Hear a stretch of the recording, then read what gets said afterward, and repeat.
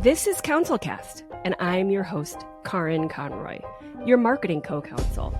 In every episode, I discuss marketing topics with experts who answer your questions and help your law firm achieve next-level results. Here's today's guest.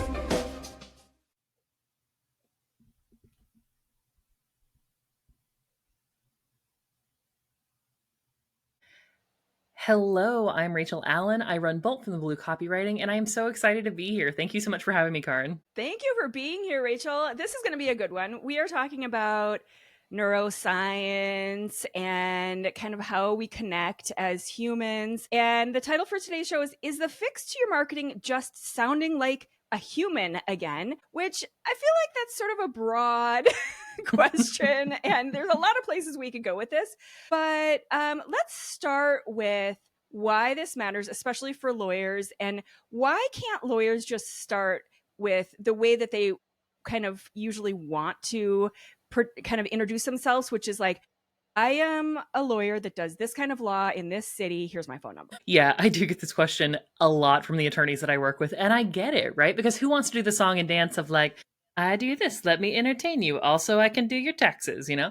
Like, nobody wants that. That's it. It's the song and dance issue that people see as just fluff and sort of unnecessary fluff. Mm-hmm. But I feel like you don't think it's unnecessary. Well, you know, as much as I resonate because I'm the same way, right? I'm like, I do words, hire me. Yeah.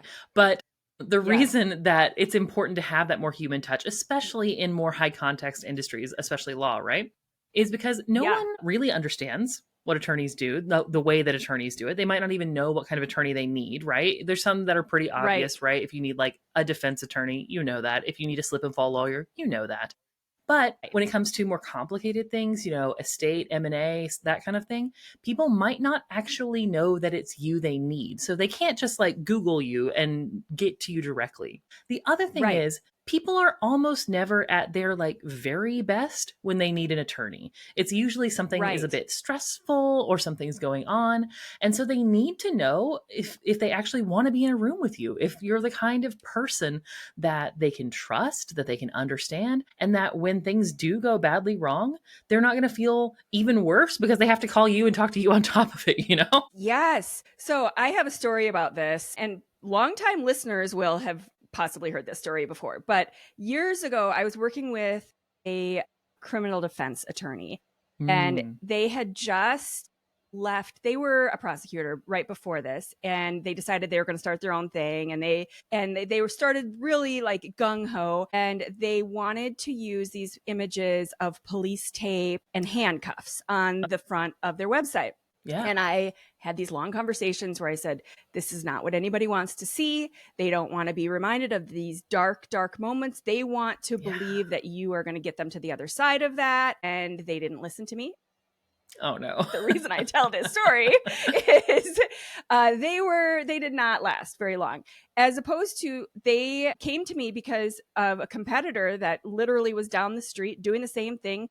And she was also a former prosecutor, but her messaging was around, I know what's at stake and I understand what's at stake in your life. And it was a list of different things based on sort of their geographic area. For example, there was a high immigrant population. So potentially your green card is at stake. Right. Things like that. And she illustrated these dark topics in a way that she understood, and she is going to get them to the other side of that. Yeah. And you can guess which lawyer is still in business, which one went back to being a prosecutor. So I feel like visually we can understand that. But when it comes to the words, people just feel like, it's just XYZ. It's just fill in the blank, right? Right. And I think a lot of people... So how do you... Oh, sorry. Sorry. I was just like going to kind of lead you towards that. But how do you kind of illustrate the importance of those words, and how do you do that? So I think the first thing I do is to reframe it. So I think people see marketing as a performance a lot of times, and like no one enjoys that, right? Especially that's not your job. Yes. You're not an actor, you're an attorney. And instead I reframe it as a conversation, and it's one where you can speak as you speak to people. You don't have to like put on a sales voice or sound super marketing-y or whatever. If that's what you enjoy. I've worked with attorneys who went viral on TikTok and they loved all the lingo and the, LOL bestie type stuff. But if that's not you, don't do it.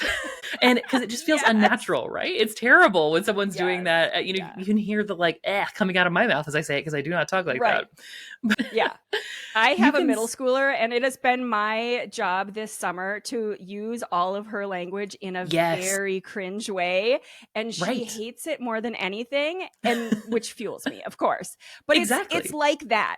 I wouldn't do that in a professional setting, but it's like that where you're trying to pick up your middle schooler's language. Yeah. And they just sit there and they're just she's cowering in the corner, please stop. And you're like, bet fam. Yeah, exactly. I'm 6, 7. I don't even know what it means, but I just keep using it. Yeah.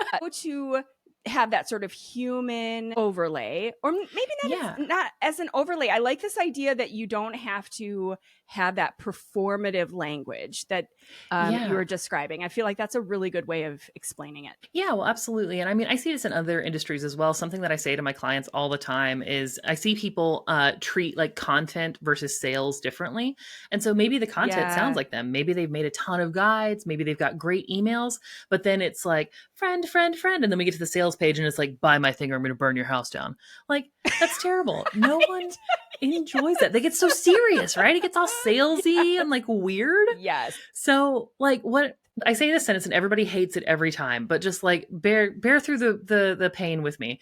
I say all copy is sales copy. And I don't mean that in a Glengarry Glen Ross always been closing type of thing. I just mean that it's all part of the same conversation, right? So you can get to your sales page and still sound exactly like you. I like to, with attorneys especially, encourage them to speak like they would on an intake call. When you're speaking to someone, when they first come to you and they're explaining their problem, you're probably not like, hello, I am an estate lawyer in Sacramento. You're like, no, tell me what's going on, Yes. It's so true. I'm laughing because it's true. Right? And I've had these experiences where especially when I have a new client and we're having that initial call and I land on their website and I'm just kind of checking out kind of what they're doing and they have a certain tone. And then we get on the call and I'm like, who are you? Where did you come from? Right. And it's why there should not be that disconnect. And imagine how disturbing that is for your potential clients where they've been somewhat sold. They're kind of this warm lead and they've been somewhat sold on your website because for sure they visited your website before your call. And maybe they have it up in front of them while you're talking. And they're looking at different things that you have said on the website. And this they're assuming is coming from you, even if you've hired someone to put that copy together. And then in the phone call, God forbid you're saying something entirely different. But at the very least, your tone doesn't line up. Right. It's so disconcerting and it's it leads to this huge amount of cognitive dissonance where people, even if they want to trust you, they're just something just feels off. It's that feeling when they get on the phone with you, which is not what you want for someone hiring you. Exactly. Visually, because I tend to kind of come back to the visual side of things. That's just sort of where I'm at in my core. But the equivalent I can think of is if you use a stock photo for your bio picture, all of a sudden they're like, wait, where's the other guy? Right. Who are you? and you are very handsome. You almost looked like a model on your website. And now I'm talking to somebody that is not that person. Right. It's that weird. And once again, we laugh because it's so true. But imagine if your language and your copy wasn't lining up in the same way that you visually were. That would be weird.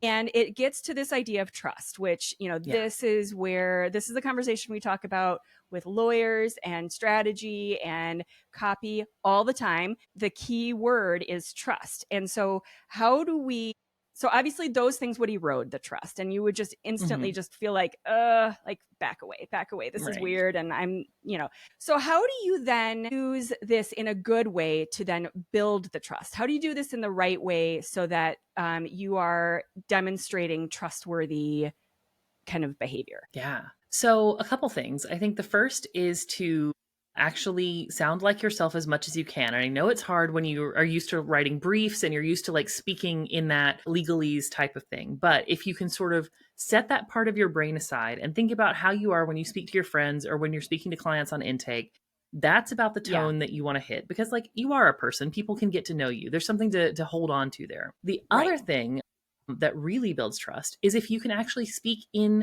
the terms that your clients use or your potential clients use. So the example I always pull out, because it's one of the best headlines I have ever seen, and I wish I wrote it. It was like on a billboard somewhere in Mississippi, and it was for a law firm, and it just said, "It can't hurt to call." And I was like, that is so smart, because that is exactly what people say, right? Right before, that's what your good friend says when you're like, wait, should I call a lawyer? And they're like, I mean, it couldn't hurt to call. Like, that's exactly how somebody speaks. And that's huge trust builder, because then it feels like you're in their mind. I was just going to say, it's like you just got inside their head, because even if it's not them and a friend, it's them and the voice in their head. And they're kind of having that conversation. Did you know that some people don't have a voice in their head? I just saw this recently, to have like a slight tangent, but there's some people that don't have a constant conversation with themselves. And I'm like, I recently learned that too. And I was like, that can't be the case. Like, but how? Right. I'm like, that sounds really quiet. Right? I'm like, I've got like my internal loud. internal monologue, like constant internal radio station happening. Like, there's a lot going on in here.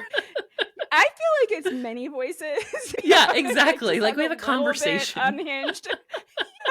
There's a whole team in there. Right. And there's, like you said, it does sound like there's a radio station. There's some music going. Yeah. And there's like a whole group of voices in there. I cannot even imagine what that would be like. Same. So, but that is amazing. And another example that just popped in my head as you were describing that is my own strategy, which is to use legal language on, like, legal sounding language on my website, because my audience is lawyers. So I work with lawyers. And so I assume that the majority of the people who are on my site, who I want to speak with, are lawyers. So I have a lot of language around legally sounding things. We have these kind of where we go back and take the podcast and have a repeat, and it's called the Counsel Cast Chambers, because we're kind of having a revisit of it. So anyway, I have a lot of examples where we're using legally sounding words to appeal to lawyers. Like it's these slight sort of hints that you're in the right place. The other example I use a lot is like a hotel. If you walk into a hotel and you are assuming that it's going to be a very high-end hotel, and then they tell you it's like $69 a night, you're going to feel weird. You're going to be like, what's happening? What is happening? I would prefer to supply my own bed bugs. No, thank you. Yeah. Yes. Every time I use that example, bed bugs comes up. And it's like, that is that kind of cognitive dissonance that you're talking about, where it's not lining up and people instantly go, ew, and they walk away and they're picturing something to the equivalent of bed bugs. And that's what you don't want. Yeah, very much no. And I love, as soon as I started researching, to come on your podcast, I saw your copy and I was like, oh, that is smart. The way that you speak to those, legal terms like marketing co-counsel. And I want to unpack it a little bit, because it's not just like signaling like, hey, I get you. The thing that it shows people, even if they don't consciously recognize this, is one, I understand you, but two, I am gracious enough to meet you in your world instead of making you come to mine and understand me. Oh, I love that. That makes so much more sense. And let's just go back to you as a lawyer and speaking to your clients, and imagine they're in these, difficult places. Even if you're a business lawyer, they're coming to you not just because they want to like hang out and get coffee. They're coming to you because they probably have some difficult situations that, maybe aren't quite so personal and emotional, but no matter what, it's difficult and they need a lawyer. So to meet them in their world, as opposed to sitting on your high horse in this sort of ivory tower and making them like jump through hoops to meet you in your land, it is such a different feeling. And that's kind of where we're going with all of this, right? Yeah. Absolutely. Yeah. I'm fortunate that I don't normally have to speak to my business attorney, but the reason that I work with him is because he every time he answers the phone, he's like, hey, and he talks to me like a normal person, and he makes my problems go away. So I can call him and be like, Andy, everything's bad. And he's like, it's okay. I've got you. Yeah. Yes. And this is what every client is looking for from their lawyer, no matter Yeah. what the topic is, no matter how personal and huge it is. It's the I've got you. Yeah. Yeah. Okay. So let's talk about how this neuroscience stuff works and how these principles can help these lawyers really improve their copy, and maybe some sort of like before and after, or good examples, and kind of versions where it wasn't quite there and it sounded like it might be okay, and then we did XYZ and this changed everything. Yeah. All right. So I could talk about this for like 75 hours because I love the neuroscience side of things. It's a short podcast, Rachel. Exactly. I'll stick with just two things. So the two things that I like, the foundation things that I want everyone to understand about the neuroscience of communication. One is that we are so much more alike in what we care about than we are different. So one thing clients often say to me is like, I'm not a mind reader. How could I possibly know what these people want? Like, I don't want to go out and do a big survey where I ask all these people. It sounds like a total pain, blah, blah, blah. And I'm like, sure. Yeah. But turns out you're a person too. And research shows, I know, shocking. Last time I checked. Sorry to break the news to you, but yeah, that's where you're at. But in most cartoons where the lawyer comes in, they are usually some sort of, they are not a person. Right. And I'm So, like, yes, okay. Yeah. I empathize. And also, unfortunately, that's still where we're at right now. Yeah. So there's a professor named Dr. Jonathan Haidt. He's at UVA, I believe, but he did research on the motivations, the things that motivate us. And he did it across, thousands of people, cultures all over the world. And it really comes down to about the same 6 levers. And I can, find a link to the studies in the show notes if you want. But if you look I love this, but yeah, I've seen this, and I'm sorry to interrupt because we do have a slight lag. So apologies for that, but I've seen this and it's so good, because I think what people think of when they think of these motivations is that Maslow's hierarchy, and that's not what we're talking about. Yeah, no, it's more of like, if you picture like an audio slider, you can like move the dials up and down. So the 6 dials are all the same, but people exist at different points on the spectrum in them. And they're things like fairness, like how important is it to you that everything is fair? Or another one is purity. Like, does it really matter to you that things are pure, or would you prefer to mix things up? And so they're very baseline things that anyone can understand. And so if you can think about the mix that your clients have, that's a great place to start for copy. And that gives you that insight without actually having to speak to them. Yes. And once again, to go back to this idea that you're meeting them in their world. So like once you start dialing it in, all of a sudden, this isn't just a minor change, because so let me just, go way back. In the beginning, when I first started my agency, I was writing on the Lawyerist and I was advertising websites for $975.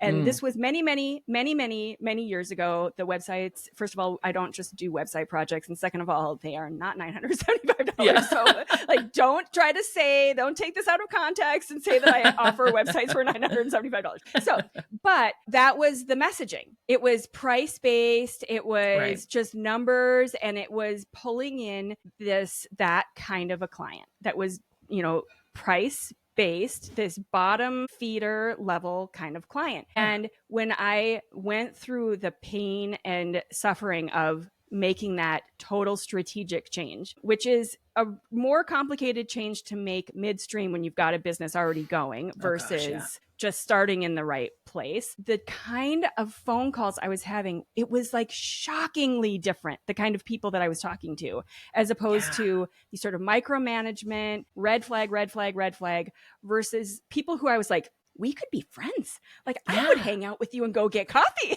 Like you are cool, Yeah. So let's talk about like where do you look at your marketing copy and do sort of like, the word audit comes to mind, but how do you look at it and evaluate if it's headed in that wrong direction and you're appealing to the wrong clients? And then how do you kind of evaluate what needs to change? Yeah. So I think the first thing that I recommend people do is look at what you're incentivizing. So you just gave a great example. You are incentivizing people to look for the lowest cost because that's what the main point of your messaging was. In the case of the lawyer you spoke about earlier, she's incentivizing people who look for a high trust relationship, which is something that's like much more enjoyable for everyone involved. So I would say start by looking at what you're incentivizing, and then go through page by page and just see, does anything sound like you would actually say it out of your face? Or does it only sound like it makes sense in writing? Or like that ChatGPT wrote it. Yeah.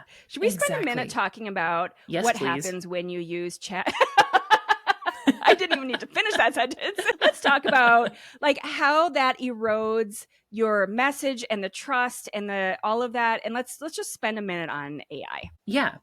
So I'll start by saying that I'm not anti-AI by any means. I think it's a very useful tool for what it can do. I think it is relentlessly overhyped for things that it cannot do. Right.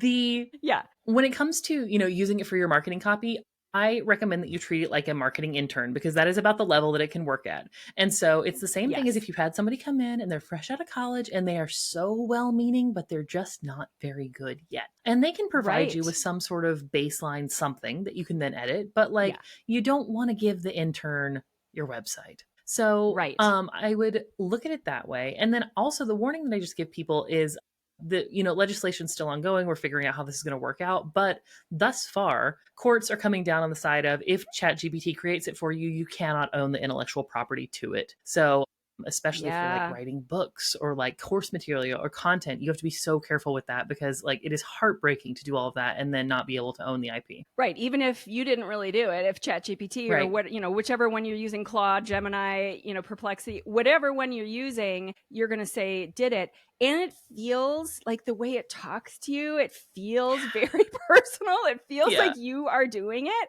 But let's just take a moment and let's recognize where it's coming from. It's probably coming from your neighbor down the street who spent 2 years and thousands of dollars putting this content together. So there are some serious legal implications. So where do you draw that line?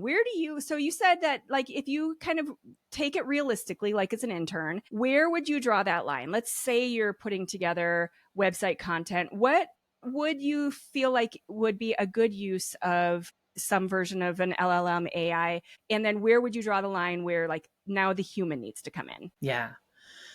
I think it's good for brainstorming. I think it's great as a thought partner, great for coming up with topics, but you don't want it to elaborate. I would say the furthest I would take it is have it give you an outline that you then fill out, or you hire someone to fill out. Yeah. Because anything after that, it just gets so sticky with ownership and IP. And frankly, it's not, I mean, I know it doesn't take that much time, but it's just not worth it, because you're cheapening your brand and losing your brand equity, because it's just, people can tell. And when they look at it, they're like, oh, but like, you can't afford to hire a marketer. Okay. I don't know if I want to trust you with a lawyer. Yes. Yeah. It's like, imagine you are walking through Neiman Marcus and you see some beautiful something and it's in a box, because I want to have some words on there, and you look at it and you're like, this is amazing. This is some, very high-end thing. And then you look at the language on the box and it's misspelled or it's got bad grammar. And all of a sudden it's like, what is this doing in Neiman Marcus? Right. Like it just, once again, we're back to the cognitive dissonance thing where you're backing away slowly because you're imagining the bed bugs. Yes. Yes, very much so. And in this case, I mean, especially, I love that you speak to like misspellings, because, misspellings, mistakes, hallucinations, all the things that AI does. What that is telling people, or, even again, if they're not thinking about it consciously, they're like, wait, did this person like cheat on the bar? Like, do they actually know what they're doing? Yes. Yeah. Yeah. Imagine you did that in a doctor's office and you're like thinking, ew, like gross. I don't want you even touching my body. Like, I don't know where did you do med school in the Caribbean somewhere? Right. Absolutely not. All of a sudden, like your trust and confidence in their skills and ability are gone.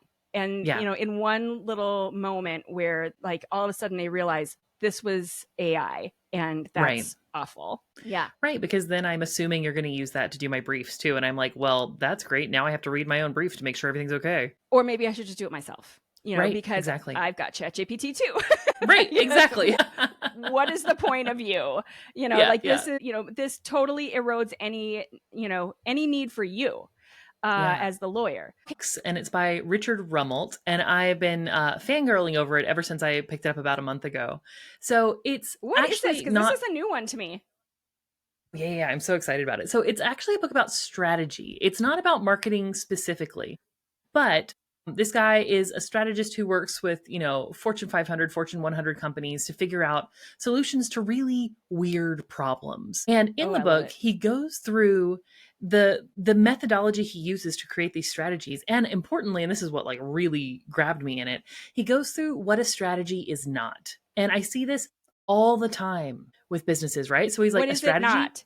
Okay. So a strategy is not a goal. It's not where you want to get to. It's not an aspiration. It's not a quarterly projection. It is how does he phrase it? Let me get it exactly right. A strategy Okay. is a set of policies and actions designed to solve one specific problem. So how is that not a goal? Because like when you said that, I was like, I feel like many, I've probably used it as kind of interchangeable. How is it different from a goal? So a goal would be like, I want to get 500 new clients by the end of next year. Whereas a strategy is, I'm going to do A, B, and C to solve the problem of currently not having those 500 clients. Interesting. So it's the plan that is somewhat tied to a goal, but separate from the goal. Right. It's getting you to the solution of a problem. Nice. Okay. Yeah. So what else does he talk about in terms of like how strategies work? Because I love strategy.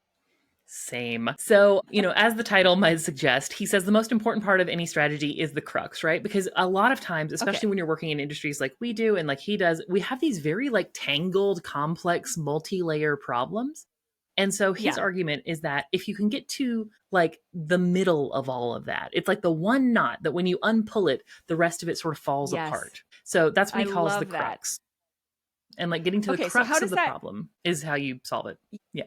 That's amazing, because I will often say, like, I feel like at that point, I haven't read this book, but I feel like I can feel that point. And we'll be, especially a lot of times I see this happen with a logo, where a logo is so much more complicated than a lot of people give it credit for, because it's tiny, tiny changes that make a big impact. And then those impacts ripple out into all of your design choices after that. And so people get to a point where they're frustrated and they feel like it's taking too long and this should be a 10-minute project and blah, blah, wherever their brain takes them with, the logo process. But that's almost always the point when we're this close to it. Like we're, like maybe one iteration away from the perfect answer that usually it almost makes a sound like it clicks and it just like all of a sudden it's just like, that's it. That's, it all just came together and we had all these pieces and all these thoughts and all this whatever. But it's that moment before that where a lot of people will give up and they're like, it's too hard. It's too difficult. This isn't happening. A laundry list of reasons why I'm going to just give up. And if they just pushed and went to that next version, it's there. It's right there. You've already done all this work. It's not like step 1. You're at step like 12. Yeah, absolutely. I mean, do you notice this also with like your campaigns and the kind of content and the work that you're doing, that like when you get to that point, it's like you can just feel it? Yes, absolutely. Like you described as a click, and I'm like, yes, it feels like when you're at the chiropractor and something like snaps back into place and you're like, yeah, that was it. And there it is. Absolutely, I absolutely see that with marketing strategy too, right? Because I think people either overcomplicate it or they're like, well, this has to be hard and I don't want to like build a spreadsheet around it. And I'm like, don't, you want to solve, like, look at the specific problem you want to solve and then work from there. And that doesn't require a spreadsheet, although you can create one if you like. I do love spreadsheets. Same. As much of a kind of design visual person, I love the spreadsheets, but I feel like they can be visual. So yeah, exactly. Awesome. Okay, so the book is The Crux by Richard Rummelt. I wrote it down and I can't totally read what I wrote, but is that right? Yeah, that's right. Last name. Okay. Yeah. Awesome. That will be on the show page linked. And there's also, that book will be in the library as well. Okay. So what else can people figure out? I keep kind of going back in my head to what you were saying earlier about that sort of cringe attempt to perform. How can we get to that sort of authentic voice? And I know people use this word, it's so overused, but how can you find that balance between figuring out your voice and then not like going too far where you're kind of getting into that cringe world? Yeah. So I come at it from two sides, right? So on the one side, thinking about your own voice, I talk about what I call coffee shop language. So it's like, would you Yeah. actually say those words to someone if you were having coffee with them? If so, probably on the right track. If not, Yeah. then maybe you should look at that again. And then another sort of way that I can help people get into this is something I call 4 a.m. language. So people get into industry jargon, and I'll just like pick on coaches because I love them so much. Every coach is like, Yes. I help you. I'm going to empower you to become your most empowered self. And I'm like, has anyone woken up at 4 a.m. and been like, man, if I could just become my most empowered self, everything would be great.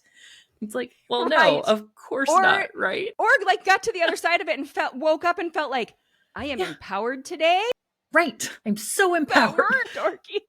Right. But like, if you think like what they're really saying there is like, you know, things can't go on like this. Something has to change. Like, I hate feeling this. Like, why is my life like this? How did I start living this life? And so if you can speak to that in your copy with people, that, I mean, that's authentic human stuff, right? I mean, thinking about it just in the context of attorneys, again, no one is like, I would like to find a highly rated attorney who can assist me with mergers and acquisitions. Like, no, that's, you know, robot speak. But what people do think is something along the lines of like, man, I built this from scratch and I love this company so much and I want it to be successful and I need to make sure people don't completely destroy me in this agreement. I need somebody who can have my back. Yes. Yeah. 100%. I feel like people get caught up in this idea of what they should say. You know, they see a lot of repetitive things on social media, of course, where it's like, oh, they're all talking about XYZ. Maybe I should be talking about that too. And it's like, that has nothing to do with your law firm. Like, and that has, it's none of your business. I saw somebody describing that the other day where it's like, just allow that to be none of your business. That is not related to what you're talking about. And there is going to be one of those voices in your head that's, you know, saying, oh, you should be doing that too. Like you could make a video about, you know, whatever it is that we're talking about. And maybe you should talk about that too. But, you know, I don't know. I just feel like people get going down the wrong path and that's when it starts to get really cringy. Right. No, absolutely. And that's where you see like lawyers speaking to other lawyers. And it's like, well, those aren't your clients, you know? Like if you're doing the same thing that every other person is doing, sure, you're showing that you spend time on the internet, but that there's no real connection to your clients there. Yeah. Right. Yeah. And there is that other voice too, where it's like, I feel like this maybe happens in younger lawyers where it's like the voice is saying, what does this client want to hear from me? And so I'm going to give them this lawyer words and this lawyer language because this is what I should sound like. Like when I went to law school and I had this vision of what it would look like and sound like, it should sound like a whole bunch of legal mumbo jumbo. And so I'm just going to like vomit all of that out at my client. Yeah. Yes. But to go back, well, actually, let's talk about what people should do after they listen to this episode, because what I was going to say is to go back to that example where, you know, in the beginning you were talking about like, imagine what your client wants to hear. What was the example on the billboard that you had? It couldn't hurt to call. Yes. Yeah. Let's go back to that because that's what people want to hear. That's the voice in their head thinking about whether they're going to call you. But so Rachel, what is the first thing people should do after listening to this episode and actually thinking through everything you've talked about? What should they sit down and actually do in terms of, you know, all of this kind of human-centered messaging? What should they do? I think the first thing is to look at your calls to action on your website and see if they actually sound like what your client says right before they get in contact with you. If it is a giant wall of text and then call for an appointment, it's probably not it. You want something to where people feel like they can easily understand who you are, why they should work with you specifically, and that you understand the emotional truth that they're going through, even if that's not something like they don't have to be in some sort of crisis. But going back to our business example, they're like, no, like I'm not like anxious about this, but I need to know that somebody has my back. So if you can get to that core desire of your clients, that will change everything about your copy. What would that sound like? What would those calls to action sound like? Let's just say it's a business attorney. And that core desire, they're on the website. So obviously they've got some need. Yeah. And what would it sound like? I mean, obviously the bad example is call now or learn more or some super generic thing. But what would it sound like if you're actually conveying that thought that you were describing right before they click? I think I would say it exactly like that. I am here to have your back. That is my one and only job. And I would love to do that for you. And then you have the call here or whatever after that, because you do want that very directive call to action, because this is another neuroscience thing. When we get to end of things, if we don't know exactly what to do next, we just sort of go away. So you do want like call now, click here, blah, blah, blah, send me an email, whatever.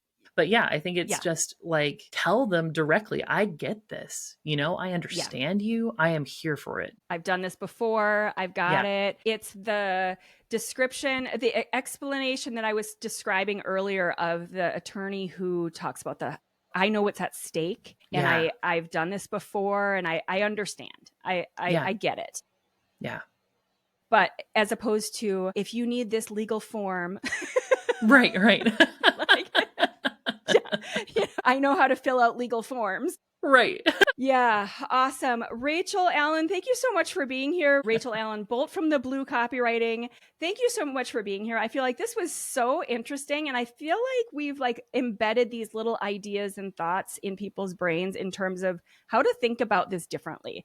Don't just do the default, and don't just go to AI. Maybe use it in sparing moments here and there, but we need to have that human element. And it's not just because it sounds woo-woo. There's actual neuroscience behind it that leads to your bottom line. It's not just, it feels good. It leads to more successful outcomes and your clients feeling like you've got them, as opposed to them feeling like, I don't know.